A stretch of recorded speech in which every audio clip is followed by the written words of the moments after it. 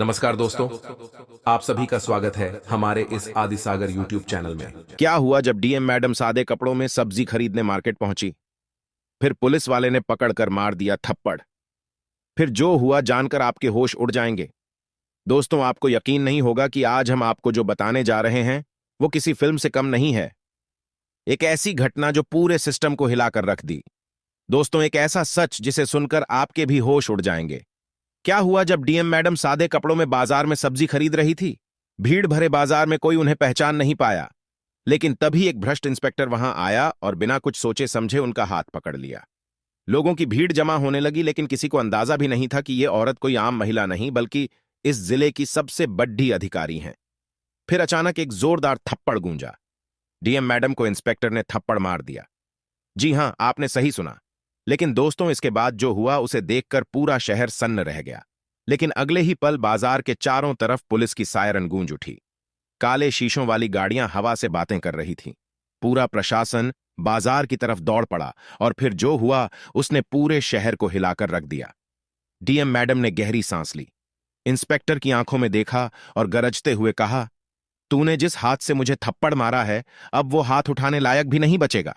दोस्तों, आगे जो हुआ वह आपके रोंगटे खड़े कर देगा, लेकिन उससे पहले अगर आप सच्चाई और न्याय के पक्ष में हैं तो इस वीडियो को लाइक करें, नीचे कमेंट में जय हिंद लिखें और चैनल को सब्सक्राइब जरूर करें। अब कहानी का सबसे रोमांचक मोड़ आने वाला है, तो देखना मत भूलिए, क्योंकि आगे जो होगा वो इतिहास बनाएगा।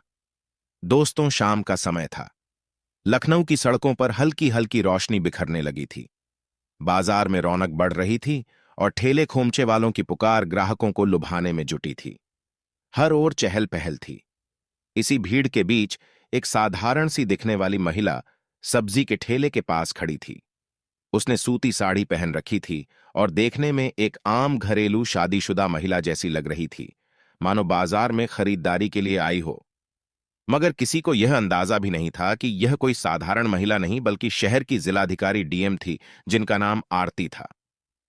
उन्होंने भेष बदलकर आम लोगों के बीच उनकी समस्याओं और तकलीफों को समझने का निर्णय लिया था। बिना किसी तामझाम के, बिना अपनी पहचान बताए, बस एक आम नागरिक की तरह उन्होंने सब्जी के ठेले के पास जाकर मुस्कुराते हुए कहा, भैया, आज टमाटर और आलू क्या भाव दे रहे हो?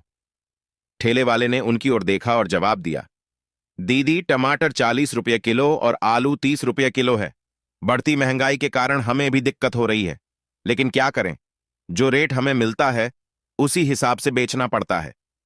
यह सुनकर जिलाधिकारी आरबी ने थोड़ा ठहर कर सोचा।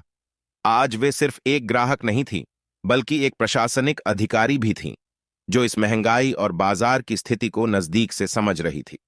मैडम ने कुछ और सब्जियों की कीमत पूछी और ठेले वाले से बातचीत करने लगी। वे सिर्फ सब्जियों की ताजगी नहीं परख रही थी, बल्कि यह भी समझने की कोशिश कर रही थी कि छोटे विक्रेताओं को बाजार में किन परेशानियों का सामना करना पड़ता है। क्या मंडी में सही दाम मिलते हैं? उन्होंने सहजता से पूछा। सब्जी वाले ने गहरी सांस ली और बोला, मैडम, हम छोटे विक्रेता हैं। बड़े व्यापारी अपने मन से दाम तय करते हैं। मंडी में कभी भाव सही मिलते हैं तो कभी नुकसान उठाना पड़ता है। ऊपर से नगर निगम वाले भी कभी कभी परेशानी खड़ी कर देते हैं। मैडम चुपचाप सुन रही थी। वे देख रही थी कि ठेले वाले की मेहनत कितनी कठिन है और उसे अपने हक के लिए कितनी मशक्कत करनी पड़ती है। उन्होंने कुछ सब्जियां खरीदी और पैसे चुका ही रही थी कि तभी माहौल अचानक तनावपूर्ण हो गया। 4 पुलिस वाले मोटरसाइकिल पर आए। उनकी वर्दियों पर धूल जमी थी और उनके हाव भाव में अजीब सा रौब था। उनमें से एक ने ठेले वाले को घूरते हुए कड़क आवाज में कहा, अबे, तेरा ठेला यहां कैसे लगा? कितनी बार समझाया है कि सड़क किनारे अतिक्रमण मत कर, लेकिन तेरा तो कुछ ज्यादा ही हौसला बढ़ गया है। सब्जी वाले का चेहरा उतर गया। उसने घबराकर हाथ जोड़ लिए और विनम्र स्वर में बोला, साहब, हम गरीब आदमी हैं, इसी से परिवार पालते हैं। मंडी से महंगे दामों पर सब्जी लाते हैं, दिन भर मेहनत करते हैं, तभी 2 वक्त की रोटी जुटती है। अगर कहीं और जाएंगे तो ग्राहक नहीं मिलेंगे। लेकिन पुलिस वालों के चेहरे पर कोई नरमी नहीं थी। उनमें से एक ने ठेले पर जोरदार लात मारी। पूरा ठेला हिल गया। टमाटर, आलू, हरी मिर्च, धनिया, पत्ता गोभी और भिंडी सड़क पर बिखर गए। ताजी हरी सब्जियां जो किसी के खाने का हिस्सा बनने वाली थीं, अब गंदगी में लथपथ हो गई। बाजार की भीड़ सहमी हुई खड़ी थी, लेकिन किसी में कुछ कहने की हिम्मत नहीं थी। लोगों की आंखों में डर साफ झलक रहा था। यह रोज की बात थी और सभी जानते थे कि अगर किसी ने विरोध किया तो अगला नंबर उसी का होगा। लेकिन आज मामला अलग था। डीएम मैडम के भीतर गुस्से की लहर दौड़ गई। वे अब और चुप नहीं रह सकती थीं। उन्होंने अपनी जगह से एक कदम आगे बढ़ाया और सख्त आवाज में बोली, बस ठेले पर हाथ लगाने से पहले एक बार सोचा भी है कि ये मेहनतकश लोग अपनी रोजी रोटी कैसे कमाते हैं? पुलिस वाले अचानक ठिठक गए। उनकी नजरें पहली बार उस महिला पर गईं। एक पुलिस वाले ने रुखाई से कहा, तू कौन है बे? बीच में मत पड़ वरना। डीएम मैडम एक कदम आगे बढ़ी। उनकी आवाज सख्त थी, वरना क्या कर लोगे? ये क्या तरीका है? किसी गरीब की रोजी रोटी ऐसे उजाड़ दी? पुलिस वाला उनकी ओर मुड़ा, सिर से पांव तक घूरा और फिर एक उपहास भरी हंसी के साथ बोला, ओहो, देखो समाज की नई नेता आ गई। अरे मैडम, अपने घर जाइए, यह हमारा मामला है। मैडम ने गहरी सांस ली। उनकी आंखों में आग थी और आवाज में अडिग दृढ़ता। गरीबों पर अत्याचार करना कौन सा कानून है? उन्होंने सीधी चुनौती दी। पुलिस वाले का चेहरा तमतमा उठा। यह जवाब उसे नागवार गुजरा। अगले ही पल बिना किसी चेतावनी के उसने तैश में आकर मैडम के गाल पर जोरदार थप्पड़ जड़ दिया। चारों ओर खड़े लोगों की सांसें जैसे थम गई। किसी को यकीन नहीं हुआ कि यह सब एक पल में हो गया। थप्पड़ इतनी जोर से पड़ा था कि मैडम के चेहरे पर लाल निशान उभर आया। भीड़ अवाक थी, आंखों में अविश्वास। क्या सच में एक पुलिस वाले ने खुलेआम एक महिला पर हाथ उठा दिया? लेकिन पुलिस वालों पर इसका कोई असर नहीं हुआ। उनमें से एक ने आगे बढ़कर मैडम की कलाई पकड़ी और घसीटते हुए कहा, बड़ी आई हमें कानून सिखाने, चल थाने चल। मैडम ने महसूस किया कि स्थिति उनके हाथ से फिसल रही है। एक पल को लगा कि अब अपनी असली पहचान बता देनी चाहिए, लेकिन फिर उन्होंने खुद को रोक लिया। अगर मैं अभी सच बता दूं तो यह डर कर चुप हो जाएंगे, लेकिन मुझे देखना है कि आम जनता के साथ कैसा व्यवहार होता है। यह नाटक अभी और आगे बढ़ाना होगा। उन्होंने कोई विरोध नहीं किया। पुलिस वालों ने बेरहमी से उनके हाथों में हथकड़ी डाल दी और जबरदस्ती घसीटते हुए जीप में ठूंस दिया। रास्ते भर पुलिस वाले बेहुदा बातें करते रहे। अबे, ये औरत बड़ी तेज लगती है, लगता है किसी बड़े घर की भागी हुई होगी। हो सकता है किसी नेता के साथ भाग आई हो और अब हमें भाषण दे रही थी। मैडम खिड़की से बाहर देखते हुए मुस्कुराई। इन्हें नहीं पता ये किससे टकरा गए हैं। थाने में डालते हैं इसे, तब पता चलेगा असली मजा। पुलिस वालों की आवाज में घमंड और मजाक था, मगर मैडम ने कोई प्रतिक्रिया नहीं दी। उनके भीतर एक तूफान उमड़ रहा था, लेकिन चेहरे पर वही स्थिरता थी, गहरी, एडिग, अचल। थाने पहुंचने ही पुलिस वालों ने बेरहमी से उन्हें लॉकअप में धकेल दिया। वे लड़खड़ाई, लेकिन खुद को संभाल लिया। चारों ओर नजर घुमाई तो महसूस हुआ कि यह जगह किसी नरक से कम नहीं थी। घुटन भरा कमरा जिसमें हवा तक भारी और बोझिल थी। दीवारों पर जगह जगह पान की पीक के छींटे, जमीन पर जमे मैले धब्बे और कोनों में सड़ती हुई नमी। पेशाब की तीखी बदबू वातावरण को जहरीला बना रही थी।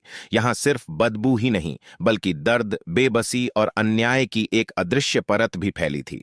लॉकअप में पहले से कुछ महिलाएं कैद थीं। उनकी आंखों में भय और बेबसी की गहरी छाया थी, जैसे जिंदगी ने उनसे सब कुछ छीन लिया हो। एक दुबली पतली औरत जिसका चेहरा थकान और तकलीफ से झुर्रियों भरा था, झिझकते हुए आगे आई। बहन, तुझे क्यों पकड़ा? मैडम ने गहरी सांस ली। हल्की मुस्कान आई और शांत स्वर में जवाब दिया, गरीब की मदद करने की गलती कर दी। महिला ने लंबी आह भरी। उसकी थकी हुई आवाज में ऐसा दर्द था जैसे यह सब पहली बार नहीं देख रही हो। हम गरीबों के लिए इस देश में कोई जगह नहीं। बहन, उसने कड़वाहट से कहा, पुलिस हमें इंसान ही नहीं समझती। देख लेना, अगर तेरे पास पैसे नहीं हैं या कोई बड़ा आदमी तेरा जानने वाला नहीं है तो यह तुझे बहुत सताएंगे। मैडम ने उसकी बात चुपचाप सुनी। अब उन्हें समझ आ रहा था कि पुलिस की मनमानी किस कदर आम नागरिकों की जिंदगी को जहन्नुम बना सकती है। वे अब सिर्फ एक दर्शक नहीं थीं, वे इस अन्याय का हिस्सा बन चुकी थीं, लेकिन सिर्फ तब तक जब तक वे चाहे। ऐसे कुछ देर बाद लॉकअप का जंग लगा दरवाजा चरमराया और भारी बूटों की आवाज गूंज उठी। एक इंस्पेक्टर अंदर आया। लंबा भारी शरीर, चेहरे पर खतरनाक आत्मविश्वास, आंखों में सत्ता का नशा। उसने मैडम को सर से पांव तक घूरा, फिर होठों पर एक उपहास भरी हंसी उभरी। बड़ी आई समाज सुधारक। उसने तंज कसा, चल इस कागज पर साइन कर कि तूने सरकारी काम में बाधा डाली है, नहीं तो रात भर यहीं सड़ती रह। मैडम ने उसकी आंखों में सीधे झांका, निडर, अडिग, शांत। अब खेल शुरू हुआ है। उनका लहजा ठंडा था, लेकिन उसमें ऐसी दृढ़ता थी जिसने इंस्पेक्टर की मुस्कान फीकी कर दी। मैंने कोई गलती नहीं की तो साइन क्यों करूं? इंस्पेक्टर का चेहरा तमतमा उठा। उसने गुस्से में टेबल पर जोर से हाथ मारा। पुरानी लकड़ी की सतह पर धूल उड़ी और हवा में तैर गई। तेरी हिम्मत तो देख, अब सिपाही इसे अंदर ले जा और समझा इसे अच्छे से। मैडम चुपचाप खड़ी रही, लेकिन उनके दिमाग में उथल पुथल मची थी।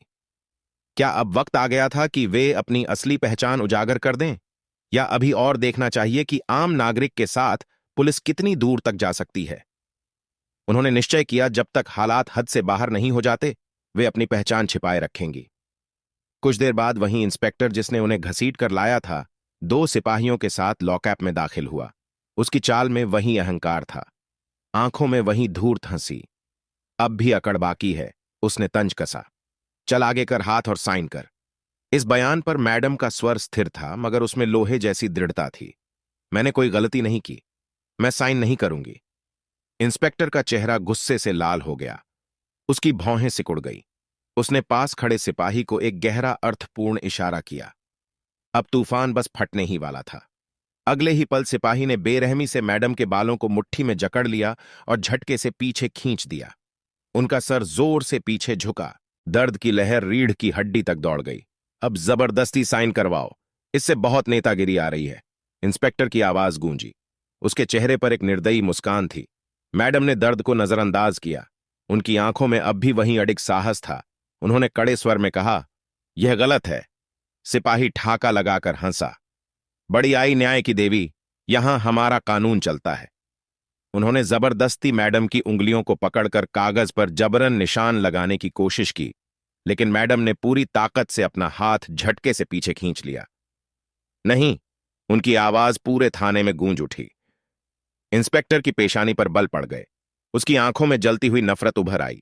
उसने सिपाहियों को घूर कर देखा और दांत पीसते हुए कहा, समझाओ इसे अच्छे से। खेल और खतरनाक मोड़ लेने वाला सिपाही उन्हें बेरहमी से घसीटते हुए थाने के एक अंधेरे कमरे में ले गए और धक्का देकर जमीन पर गिरा दिया। ठंडी सख्त फर्श पर गिरते ही उनकी कोहनियों में तेज चुभन उठी, लेकिन उन्होंने कोई आह नहीं भरी। अब बता मान जाएगी या कुछ और तरीका अपनाना पड़ेगा? एक सिपाही गुर्राया। मैडम ने उसकी आंखों में ठंडी मगर जलती हुई आग से भरी निगाह डाली। उनका खून खौल रहा था, लेकिन वे अब भी संयम बनाए रखना चाहती थीं। तभी एक सिपाही ने कोने में रखी मोटी लकड़ी की छड़ी उठाई। उसकी उंगलियां उस छड़ी को आहिस्ता आहिस्ता घुमाने लगीं, जैसे वह किसी खेल का आनंद ले रहा हो। अब देख, तू कितनी समाज सेवा करती है। उसने छड़ी को हवा में लहराया, लेकिन तभी ठक ठक ठक, तेज भारी कदमों की गूंज। दरवाजा झटके से खुला। एक सीनियर पुलिस अफसर अंदर दाखिल हुआ। यहां क्या हो रहा है? उसकी भारी गूंजती हुई आवाज ने कमरे की दीवारों को हिला दिया। इंस्पेक्टर, जो अब तक अपनी धौंस जमाए खड़ा था, अचानक घबरा गया। उसने तुरंत अपनी रीढ़ सीधी कर ली, जैसे अचानक उसे अनुशासन का बोध हो गया हो। सर, वह हड़बड़ाया, यह औरत बहुत बदतमीज है, कानून का उल्लंघन कर रही थी, सरकारी काम में बाधा पहुंचा रही थी। सीनियर अफसर ने अपनी तेज नजरों से इंस्पेक्टर को घूरा।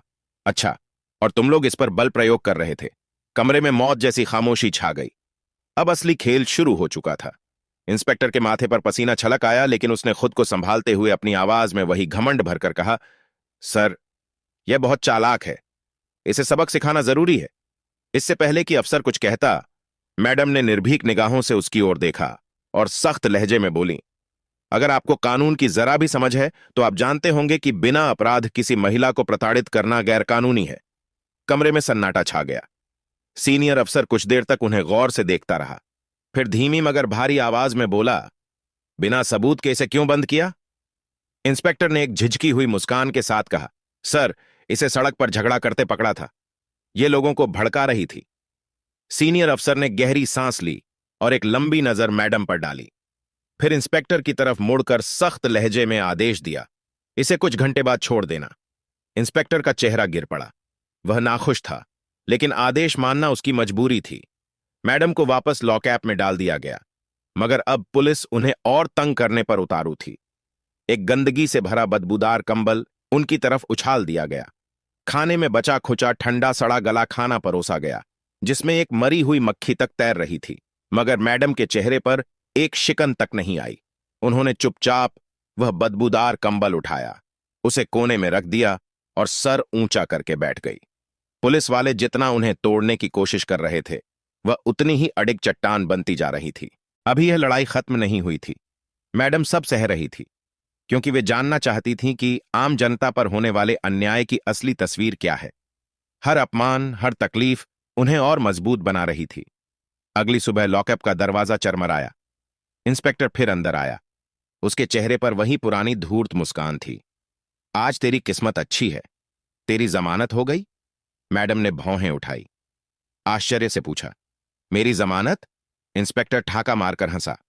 हां, तेरे जैसे लोगों को बचाने के लिए कोई ना कोई मूर्ख आ ही जाता है, उसने व्यंग्य से कहा। मैडम चुपचाप उसे देखती रही। उनकी आंखों में कोई डर नहीं था, कोई झुंझलाहट नहीं, बस एक गहरी ठंडी चुप्पी। फिर बिना कुछ कहे वे बाहर निकल आई। बाहर का नजारा और एक बदलता खेल। जैसे ही उन्होंने बाहर कदम रखा, उनकी आंखों में एक अलग ही चमक आ गई। थाने के गेट पर एक पत्रकार खड़ा था, हाथ में नोटबुक और माइक, चेहरे पर दृढ़ संकल्प। मैडम, आप पर क्या आरोप लगाया गया? पत्रकार ने सीधे बिना भूमिका के पूछा। मैडम हल्का मुस्कुराई। उनकी मुस्कान में व्यंग्य भी था और चिंगारी भी कोई नहीं, सिर्फ इंसानियत दिखाने की सजा मिली थी। पत्रकार हैरानी से उन्हें देखता रह गया, लेकिन मैडम का ध्यान दूसरी तरफ था। सच्चाई का असली चेहरा थोड़ी दूर। कुछ गरीब लोग थाने के बाहर खड़े थे, अपनी शिकायत दर्ज कराने की उम्मीद में, लेकिन पुलिस वालों की आंखों में उनके लिए नफरत थी, घृणा, उपेक्षा और तिरस्कार। एक पुलिस वाला झुंझलाते हुए चिल्लाया, चलो चलो भागो, यहां से कोई सुनवाई नहीं होगी। एक बूढ़ी मां फटी साड़ी में थरथराते हाथों से आगे बढ़ी। उसकी आंखों में आंसू थे, आवाज में गिड़गिड़ाहट। साहब, मेरे बेटे को बिना वजह पकड़ लिया गया है, मैं आपसे हाथ जोड़ती हूं, मेरी सुन लीजिए। दरोगा ने उसे एक नजर तक नहीं देखा, उल्टा गुस्से में दहाड़ा, भाग यहां से, वरना तुझे भी अंदर कर दूंगा। मैडम का खून खौल उठा। उनकी उंगलियां मुट्ठियों में बदल गईं, लेकिन उन्होंने खुद पर काबू रखा। यह सही वक्त नहीं था, अभी नहीं। अभी उन्हें और देखना था कि यह नाटक कब तक चलता है। अब खेल असली मोड़ लेने वाला था। तभी एक पुलिस वाला उनकी ओर बढ़ा। उसकी चाल में झुंझलाहट थी, इरादों में तिरस्कार। चल भाग यहां से, जमानत मिल गई ना, अब तमाशा मत कर। वह गुर्राया। मैडम ने उसे एक लंबी ठंडी निगाह से देखा। तमाशा उनके होठों पर एक अजीब सी मुस्कान थी, एक ऐसी मुस्कान जो किसी बड़े तूफान की आहट देती है। अब बहुत हुआ, अब खेल बदलने का समय था। मैं इस जिले की जिला अधिकारी हूं। सन्नाटा पुलिस वाले के चेहरे से रंग उड़ गया। पत्रकार की आंखें हैरानी से फैल गईं। पत्रकार ने तुरंत सवाल दागा, मैडम, आपको किस आधार पर गिरफ्तार किया गया? क्या पुलिस ने आपके साथ अनुचित व्यवहार किया? अब वक्त था पर्दे के पीछे छिपी सच्चाई को उजागर करने का। मैडम कुछ पल के लिए चुप रही। आसपास हलचल थी, लेकिन उनके भीतर एक गहरी शांति, जैसे तूफान के आने से पहले समंदर ठहर जाता है। फिर एक हल्की मगर रहस्यमयी मुस्कान उनके चेहरे पर उभरी। अब समय आ गया था। उन्होंने अपनी जेब से मोबाइल निकाला। अंगुलियां तेजी से स्क्रीन पर दौड़ी और उन्होंने एक नंबर डायल किया। ट्रिंग ट्रिंग ट्रिंग ट्रिंग। पूरा थाना जैसे ठहर गया। फोन उठाते ही दूसरी तरफ से एक सख्त अनुशासित आवाज आई, जी मैडम, आदेश दीजिए। और यहीं से पूरे पुलिस स्टेशन में भूकंप आ गया। इंस्पेक्टर की आंखें चौड़ी हो गईं, उसके चेहरे से रंग उड़ गया। सिपाही एक दूसरे का चेहरा देखने लगे। मैडम, इंस्पेक्टर का चेहरा राख की तरह सफेद पड़ गया। पसीने की मोटी बूंदें उसकी कनपटियों से टपकने लगीं। सिपाही ने हकलाते हुए कहा, सर, हमें लगा यह कोई आम गरीब होगी, लेकिन अब शक हो रहा है। अब खेल पूरी तरह बदल चुका था। जो शिकारी थे वे खुद शिकार बन चुके थे। मैडम ने फोन को मजबूती से पकड़ते हुए सख्त आवाज में आदेश दिया। 5 मिनट में पूरी टीम के साथ पुलिस स्टेशन पहुंचे। बस फिर क्या था, थाने में हड़कंप मच गया। बाहर ची ची ची, सरकारी गाड़ियों के सायरन पूरे इलाके में गूंज उठे। धड़ धड़ धड़, गाड़ियों के ब्रेक थाने के गेट के ठीक सामने लगे। दरवाजे खुला और एक एक करके वरिष्ठ अधिकारी बाहर निकले। उनके पीछे पूरे जिले का प्रशासन खड़ा था। पुलिसकर्मियों के गले सूख गए। सिपाही आपस में घबराए नजरों से देखने लगे। इंस्पेक्टर के पैरों से जान निकलती महसूस हुई और तभी मैडम ने ठोस दृढ़ता भरे कदम बढ़ाए। थाने के अंदर दाखिल होते ही उनकी गरजती आवाज गूंजी, मैं इस जिले की जिलाधिकारी डीएम हूं। धड़ाम! इतना सुनते ही थाने में जैसे भूकंप आ गया। इंस्पेक्टर के चेहरे पर अफरा तफरी का साया फैल गया। वह सन्न रह गया। उसकी आंखों में डर तैर गया। उसने कांपते होठों से कुछ कहने की कोशिश की, मगर शब्द उसकी जुबान पर आकर दम तोड़ा गए। सिपाही बुत बने खड़े थे। कल तक जिन हाथों ने मैडम को धक्का दिया था, आज वही हाथ कांप रहे थे। और तभी ब्रेकिंग न्यूज! पत्रकार ने तुरंत कैमरा ऑन कर दिया। ये देखिए, जिले की डीएम के साथ पुलिस की बदसलूकी। क्या यहां पुलिस का ही कानून चलता है? मैडम ने गहरी सांस ली। उनके चेहरे पर क्रोध और अधिकार का संगम था। उन्होंने एक नजर इंस्पेक्टर पर डाली, वो नजर जो किसी के करियर को हमेशा के लिए खत्म कर सकती थी। मैडम की आवाज पूरे पुलिस स्टेशन में बिजली की तरह गूंज रही थी। आज मैंने अपनी आंखों से देखा कि इस थाने में आम आदमी के साथ कैसा अत्याचार होता है। गरीबों की कोई सुनवाई नहीं होती, महिलाओं के साथ बदसलूकी की जाती है और पुलिस खुद को भगवान समझने लगी है। लेकिन अब यह सब नहीं चलेगा। इंस्पेक्टर के घुटने जमीन से जा टकराया। उसका चेहरा पसीने से नहा चुका था, आंखों में घबराहट, माथे पर पश्चाताप के छींटे। मां, मैडम, हमें माफ कर दीजिए, हमें नहीं पता था कि आप, उसने कांपती आवाज में कहना चाहा, मगर मैडम ने आंखों में जलती चिंगारी लिए उसकी बात बीच में ही काट दी। अगर मैं डीएम नहीं होती तो क्या तुम मुझे ऐसे ही पीटते?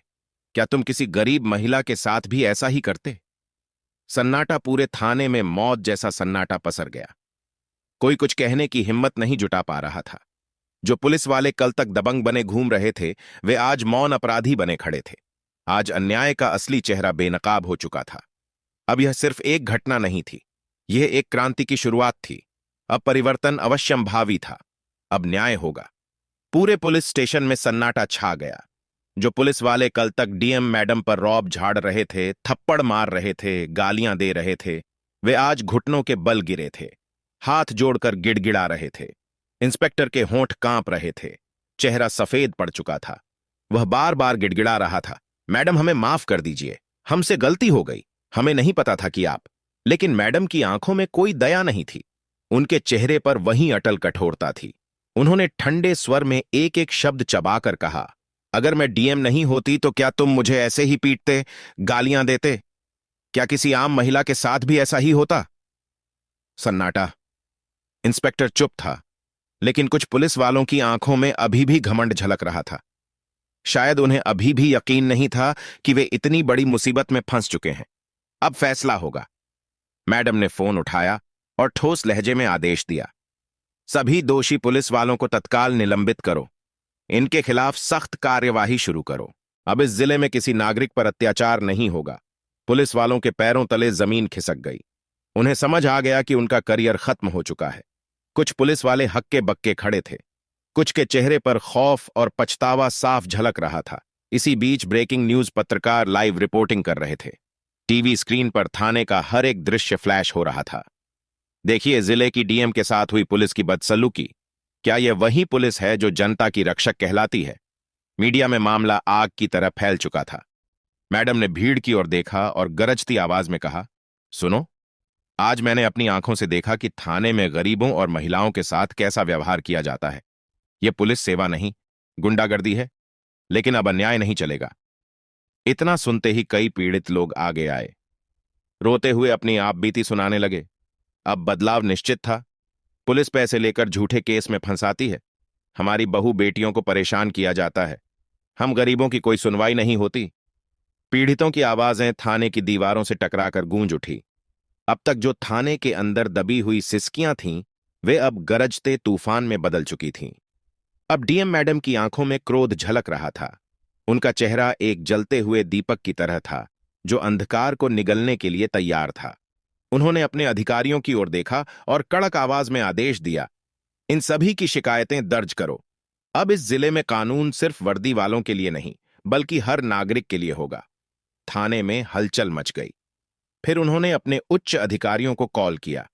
उनकी आवाज में सत्ता की गूंज थी, हर शब्द जैसे एक शिलालेख की तरह अडिग था। मैं इस जिले की डीएम बोल रही हूं। मैंने खुद पुलिस का अत्याचार झेला है। इस थाने की तत्काल जांच हो और दोषी पुलिस वालों को सख्त सजा दी जाए। अब न्याय होकर रहेगा। अब न्याय की नई सुबह होगी। थोड़ी ही देर में जिले के सबसे वरिष्ठ अधिकारी पुलिस स्टेशन पहुंच चुके थे। थाने का माहौल भारी था। हर पुलिस वाले के चेहरे पर सिर्फ पछतावा ही बचा था। जो अधिकारी कल तक रौब झाड़ते थे, आज सिर झुकाकर खड़े थे। मैडम, जो कुछ हुआ वह शर्मनाक है। हम वादा करते हैं दोषियों को कड़ी सजा मिलेगी। डीएम मैडम ने गहरी सांस ली। उनकी तेज निगाहें थाने के हर कोने को स्कैन कर रही थीं। फिर उन्होंने एक नया आदेश दिया। अब इस थाने में हर जगह सीसीटीवी कैमरे लगाए जाएंगे ताकि कोई निर्दोष बेवजह प्रताड़ित ना हो। मैं खुद इसकी नियमित जांच करूंगी। अब अन्याय की कोई जगह नहीं रहेगी। इतना सुनते ही इंस्पेक्टर के चेहरे से जैसे खून निचुड़ गया। अब जो शिकारी था वह शिकार बन चुका था। अब न्याय का सूरज निकल चुका था। इंस्पेक्टर कांपते हुए घुटनों के बल गिर पड़ा। उसका चेहरा डर और पछतावे से भीग चुका था। आंखों में आंसू थे, हाथ जुड़े हुए थे। मैडम माफ कर दीजिए, मेरी बीवी बच्चे भूखे मर जाएंगे, मेरी मां बीमार है। लेकिन डीएम मैडम का चेहरा ठंडे लोहे की तरह सख्त था। उनकी आंखों में कोई दया नहीं थी। बस एक ही सवाल था, जब तुमने एक निर्दोष महिला को पीटा था तब तुम्हें अपने परिवार की याद आई थी। पूरे थाने में मौत जैसा सन्नाटा छा गया। आज न्याय ने अपनी असली ताकत दिखाई थी। अब कोई कानून से ऊपर नहीं था। डीएम मैडम ने एक सख्त नजर दौड़ाई, फिर वे मीडिया की ओर मुड़ी। कैमरों की चमक के बीच उनकी आवाज बिजली की तरह गूंज उठी।